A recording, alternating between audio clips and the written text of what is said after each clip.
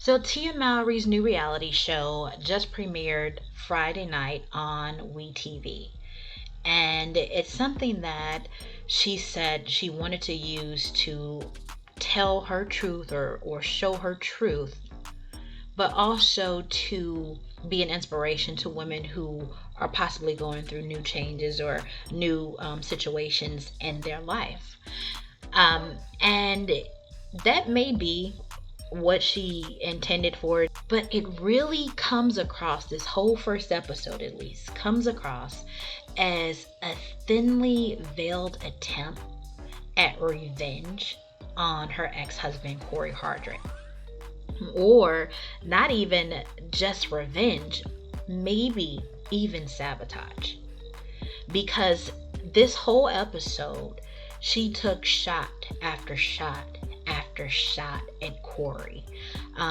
Meanwhile, she also begins to say how she hates the narratives that others are putting out there about her divorce and what's going on, because they're not even thinking about the children involved and her two kids and what they're going to think when they see this.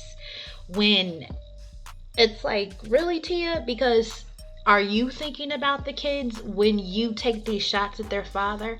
When you end up having a divorce party on this first episode? When you end up allowing someone to tell you that you settled for CORY in the marriage, and that after a few years you realize the marriage was a mistake, and you don't contradict, you don't say, wait a minute, my marriage wasn't a mistake, I have these two beautiful children. Are you thinking about your kids when you have obviously run your mouth so much to a third party who has nothing to do with your marriage, but she feels that she has the right to go into your closet, take out your wedding dress, and tell you that maybe it's time for you to burn it, to let go? So who are you thinking about in this when you want to tell others that they need to think about your children during this, but every action that you are actually putting out there, every story, every truth, the underlining message in it, even not even underlining, sometimes it's just blatant, is a shot at your ex-husband, their father. The marriage doesn't serve you any longer. You're not going to stay in something. You're not that weak to go back to something that doesn't serve you. That is not thinking about your children when you post things like that on social media. She has an assistant who decided that she was going to throw a surprise divorce party for Tia. And during this divorce party, she invited someone to come to, tell her what her deceased relatives and ancestors were imparting to her, things like that. And so this person begins to speak on things that all of us have already witnessed through Tia's various interviews throughout the a few years into the marriage, since she actually you made her realized I divorce made a mistake. You were so optimistic that we could raise a family together and heal as a couple, that you literally forsake everything that was presenting itself and coming to you, that I had to make a change, and you sacrificed. You have decided, I want to focus on my children, I want to focus on me, and when somebody comes into my life, which I am seeing, by the way, when somebody comes into my life, he is going to tick certain boxes. Because this time you are not settling. Because you have realized your worth. Yes!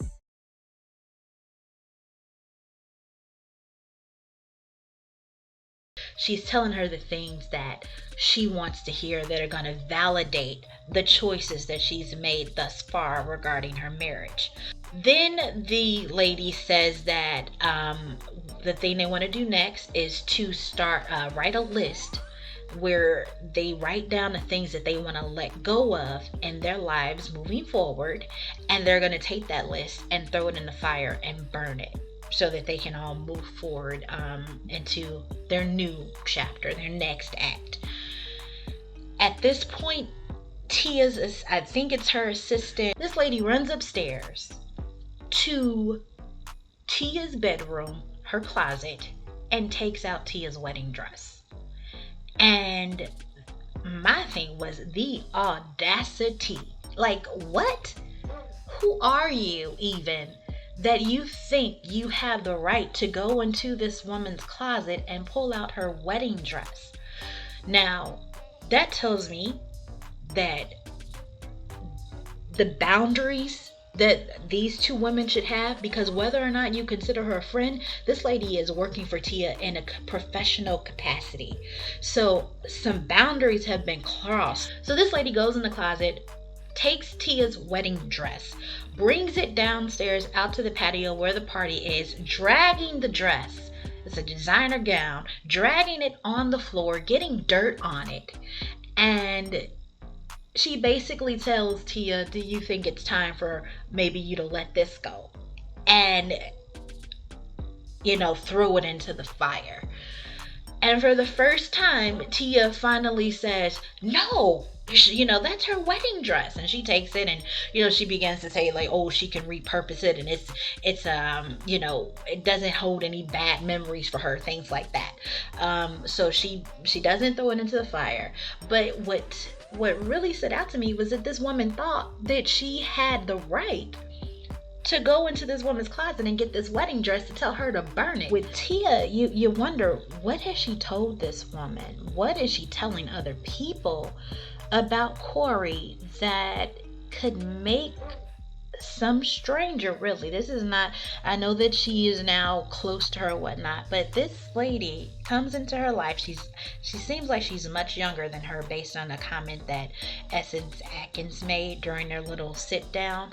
So she seems like she's younger than these ladies, and she's coming into their life, and basically Tia is giving her all these secrets, letting her know all these things about her. And it reminds me of a scripture in the Bible. It's in 2 Timothy chapter 3. And it's talking about how in the last days, men are going to be lovers of themselves. And it gets down to the point where there are people who are going to be having a form of godliness, but denying the power thereof. And it says, from such turn away. For those are the sorts that creep into houses and lead captive silly women, laden with sins, led away with diverse lust, ever learning, and never able to come to the knowledge of the truth. And that really reminds me of Tia. Like, when I look at Tia, when I listen to some of the podcasts or hear some of the snippets of things that she says, like there was one podcast when she was talking, she was comparing herself to her sister Tamara and saying that, Tia feels that she is more open-minded. She's ready to question everything. She's ready to look into different religions and different, cultures to see what they have to offer. And so she can, pattern her experience or her life or her belief system off of these various different tenets from different cultures. Whereas Tamara is more traditional, and she, stands firm. So basically Tamara knows exactly who she is and what she desires and what she wants to stand for and live for, whereas Tia is ever learning but never coming into the knowledge of the truth. And she has let someone come into her home, creep into her home, and lead her captive with all this foolishness. She's talking about how she has to hide the crystals when her family comes around. Whereas before, they were supposed to be a Christian family, grown up with Christian beliefs, Christian values. CORY did an interview where he said that Tia's mother had given them this red bracelet that was to symbolize the blood of Jesus that they all wear around their wrist to basically remind them, to root them, to ground them. But now here Tia is hanging out with people who are giving her crystals, who are bringing these people who talk to deceased people into her home, who are throwing her divorce parties, who have the audacity to think that they can go in her closet, take out her wedding dress that possibly could have been given to Cairo when she got older, but to tell Tia that, maybe it's time for you to burn this. That's a silly woman. That's what she's giving off. She's giving off silly woman, in addition to now also trying to sabotage her husband, her ex-husband, with all of this. In the beginning, when Tia was talking about running into CORY on the red carpet at an event that they both went to, and she saw him, and she basically could feel that he was uncomfortable, so she just immediately wanted to reach out and hug him and let him know that everything was going to be okay. And this was the role that she feels like she had during the entire marriage, that she had to be the one to let him know that it was going to be okay. And she feels that society has branded women with the role of being the supporter or the caterer to their husbands, and she bought into that, and that's what made her stay where she was unhappy for so long. So again, another jab. Not only that, but she said that these are events that she goes to all the time. CORY never goes to anything like that. So what was he doing here? Basically saying he had no business being at an event, when CORY is actually the one with the larger filmography. He's been in more movies. He's been on more sets with A-list stars than she has. He has a greater credit list than Tia has. He has twice the amount of movie roles and TV shows than Tia does. But she feels that he is not worthy to be at these events, because after Tia goes on to explain what happened to this same assistant, the assistant basically says that, well, there's things that are going to come up that you never thought of, like you all showing up at the same event. And then Tia makes this face like, what would he be doing at events, acting like she don't even know this man is an actor. It's like that one, there was a clip going around that showed her talking to Loretta Devine and Jackie Harris, saying how when CORY brought home more money than her, and for one of his first TV roles, she knew it was just because he was a man, because she has been acting for years, and how could his first role be higher than what she's making now? And it's just because he was a man, not anything to do with the fact that, like I said before, he actually has a longer credit list than she does with movies and TV shows. He's has over 80 projects where he's been in A-list movies, compared to Tia's about 40 projects or so. So yeah, he's gonna be at events. He's going to command a higher paycheck because of his resume, not because he's a man. So it's given off, like I said, it seems to be given off. She's trying to get revenge on this man for some reason. She's trying to subtly sabotage, make it seem like he doesn't have the background in acting or the chops that she has. So why is he getting all this? That's what it's given off. There's some other moments there in that show, like when she says, oh, she finally gets the choice to be happy, and she can finally choose happiness in her life. When you think about the narrative that she's trying to put off now, she goes around to every podcast, every show. Even in this one, she's saying how CORY was her first everything, her first dating, her first, all of that stuff. But it's like she forgot the fact that when they did that Black Love special, I think it was in 2015, she actually said CORY was not a love at first sight thing for her, because she had just gotten out of a terrible, horrible relationship, which she said actually wasn't really a relationship. It was her first dating experience that turned out to be so horrible, so she wasn't looking into dating or doing anything like that. So she's now conveniently glossing over the fact that CORY wasn't her first dating experience. She knew what was out there.